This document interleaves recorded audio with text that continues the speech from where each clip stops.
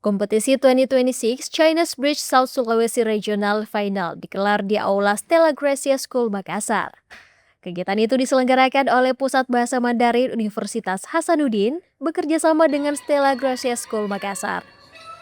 Ajang tersebut menjadi salah satu upaya memperkenalkan bahasa Mandarin sekaligus kebudayaan Tiongkok kepada generasi muda di Sulawesi Selatan.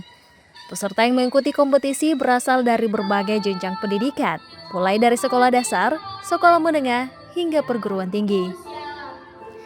Di tahun 2026 ini, jumlah peserta mengalami peningkatan dibandingkan tahun sebelumnya, dengan lebih dari 90 peserta lolos ke babak final.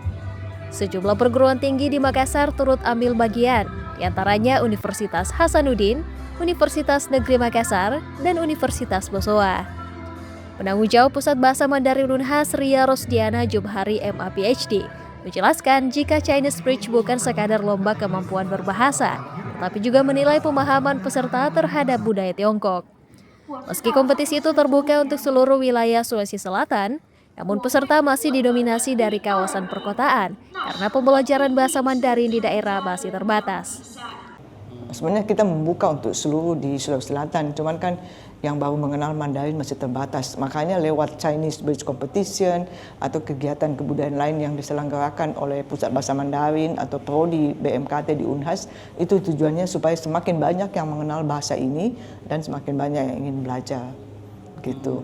Lolos dari Makassar sini, yang tahapan di sini akan dikirim ke Jakarta.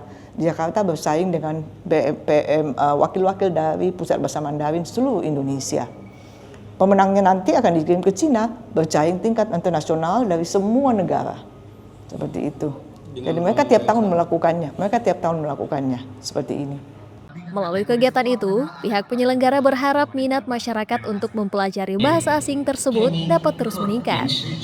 Kemudian, para pemenang tingkat regional nantinya akan mewakili Sulawesi Selatan ke ajang nasional di Jakarta dan berpeluang melanjutkan ke tingkat internasional di Tiongkok. Ria berharap Chinese Bridge menjadi jembatan antar budaya yang memperkuat saling pengertian antara masyarakat Indonesia dan Tiongkok melalui pendidikan dan bahasa. Muhammad Kifari M, Muhammad Reza Maharam, Unas TV.